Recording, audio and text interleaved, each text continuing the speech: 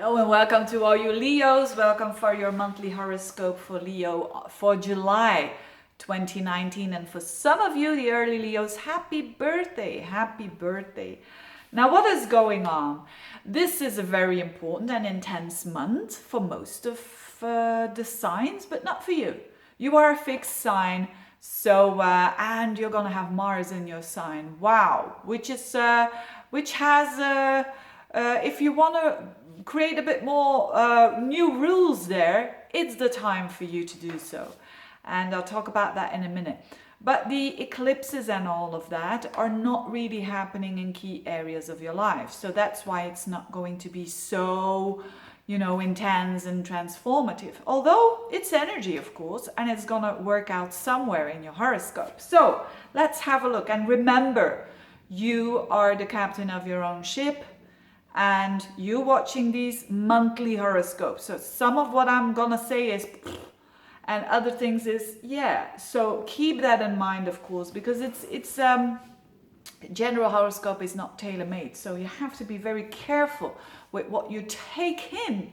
So if it resonates, work with it. If it doesn't, skip it. Having said that, let's have a look at Leos. What is happening in the heavens? As I said, there are some eclipses happening, and they are going on the 2nd of July, which is the moon and the sun together, opposing Saturn and Pluto. And then the 16th of July, you're going to have Venus, North Node, Sun, all opposing the moon, Pluto, South Node, Saturn. Very intense energy. Now, what is the eclipses always belong to an eclipse Saros family, and for the nerdies of you, what do you need to know about it? Well, it's called the Saros family. It's called the North 3 Saros family that this eclipse is belonging to. If you want to know more, there's a very good astrologer that is a bit specialized in it, which is called, her name is Bernadette Brady, and she knows everything about eclipses. That as an aside, because I know that a lot of people study astrology and watching these monthlies just for studying. So that's why. Now, the energy of that eclipse has to do with very strong desires. Very strong, dramatic. I don't know why I'm rolling my R here, but very dramatic energy. And of course, Leo, they do like a bit of drama every here and there. So that suits well for you, but it has to do with obsessive behavior, with obsessive thinking, and with very strong desires. Now for you, where is that going on? It's going on in your 12th house, so it's hidden. You might not even be aware of the fact that you're desiring something. So that sounds weird, isn't it? But that's with Venus in the 12th house. Venus and a North Node together there, that might be a very strong desire. A strong desire for love, for instance. Maybe you have an eye on someone and it is not, there's something secret about it. Either you can't express it, or for whatever reason it is, but it is there. The feeling is there, and it opposes the Saturn and the Pluto in the 6th house. So it goes like being a paradox.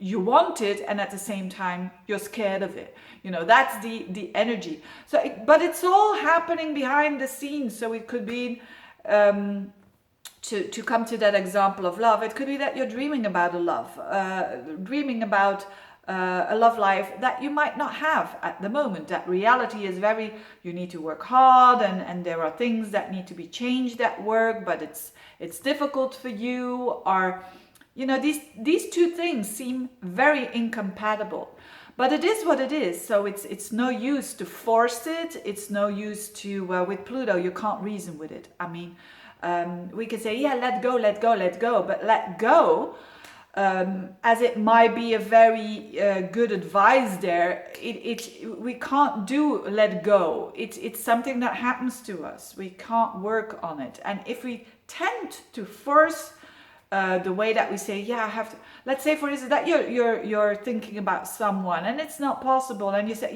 let go of the desire. You can't do it like that. It's better just to transform this desire. And again, I'm saying about a love relationship, but it could be something that you're doing behind the scenes, or something that is bubbling up, some strong desires that you didn't even know that were there. And of course, with Venus, it could be love. It could be love, but it can be anything, you know, because it's of this general horoscopes. Now, if you're having that, can you solve it? No, you can't solve a thing like this. And it doesn't need to be solved straight away. It will get solved one day, but and very soon, because eclipses tend to work, but not years and years and years, a couple of months actually. But the thing is that what gives you the opportunity to transform this energy is Neptune, because Neptune is trining the eclipse. And Neptune for you, Neptune is in your 8th house. So again, a very hidden house, but the house of psychology, the house of transformation again, the house of maybe you can share this and going to a therapist and talk about it, or with a very, very good friend that you trust. Or maybe you can use art, or you can use metaphysical books and try to find out what you were all about, to know yourself better.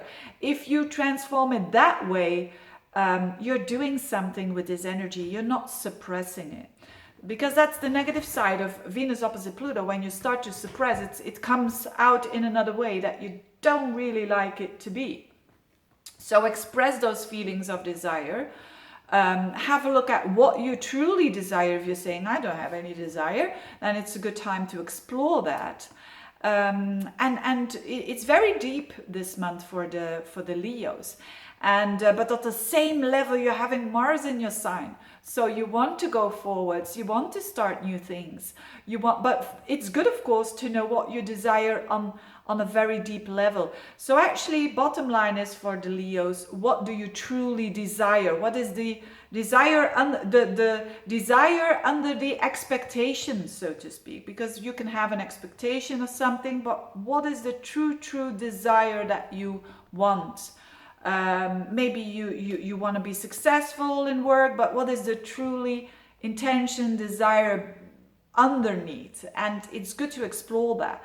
So for that example of I want to be successful in work and all of that, I want to have a big YouTube channel or whatever it is, and then you can look at, yeah, but why do I need the attention? Or is it because I want desire for attention, desire for a connection? What is it for you? So it's a very good month for you to explore yourself and to know yourself way better, so that you can make easier choices after this month. So at the same time, there's also Mercury retrograde also in your sign. So again, that shows again that you're going to think a lot about these things and a lot about how you profile yourself. Mercury is also going to shift into that 12th house of yours. So again, it's a good time for you to contemplate, to have a retreat if you can, of course. I mean, it's all simple to say this, but why? Because it's a good time to meditate. It's a good time to think about those unconscious energies, and spending some time alone could be really, really good for you.